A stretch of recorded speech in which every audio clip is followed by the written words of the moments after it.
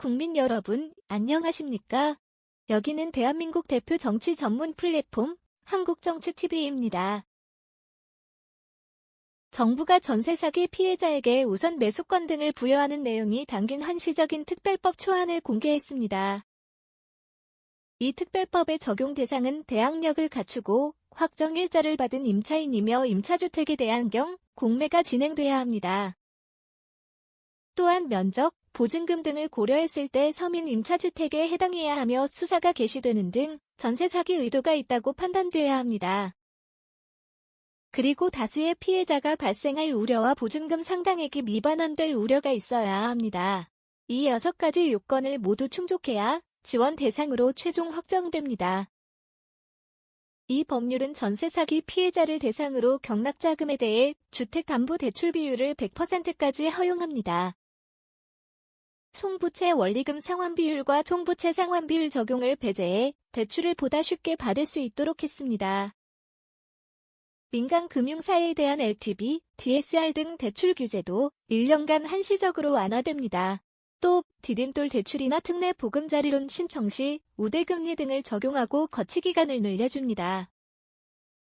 만일 피해자가 피해 주택 매수를 희망하면 직접 경매 유예나 정지를 신청할 수 있습니다.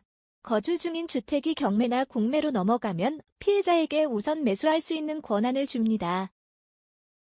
임대인 전체 세금 체납액을 개별 주택별로 골고루 나눠서 경매 때 조세당국이 해당 주택 세금 체납액만 분리해서 환수하는 조세채권 안분 내용도 담겨 있습니다. 거주주택을 낙찰받거나 신규주택을 매입할 때 1에서 2%대 금리를 제공하고 거치 기간을 1년에서 3년으로 연장해 줍니다. 특례 보금자리론을 이용할 경우에는 0.4%포인트 우대 금리를 적용합니다. 또한 200만 원 한도 내에서 취득세를 면제해주고 3년 동안 재산세도 감면해줍니다. 반대로 피해 주택에서 계속 거주하길 원하거나 낙찰을 원하지 않는 피해자에게는 한국토지주택공사 등 공공이 우선 매수권을 넘겨받아 주택을 사들인 뒤 피해자에게 임대할 수 있습니다. 필요한 비용은 올해 매입 임대 사업 공급 예산인 6조 1천억 원을 활용할 방침입니다.